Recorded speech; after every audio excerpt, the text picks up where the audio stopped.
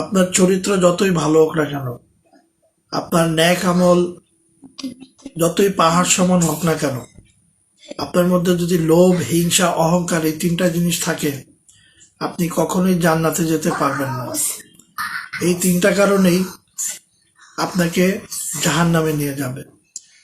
ইবলিশ 6,00,000 বছর যাবৎ আল্লাহ পাকের ইবাদত বন্দেগী করার পরেও তার হিংসা এবং অহংকারের জন্য তাকে জান্নাত থেকে বের হয়ে যেতে হয়েছে এবং সে শয়তানে রূপান্তরিত হয়েছে।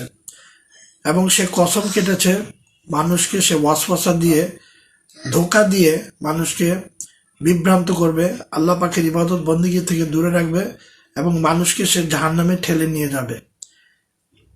তাই লোভ, হিংসা, অহংকার থেকে আপনারা দূরে থাকুন। আল্লাহ পাক লোভ, হিংসা, অহংকারীকে ব্যক্তিকে পছন্দ করেন না।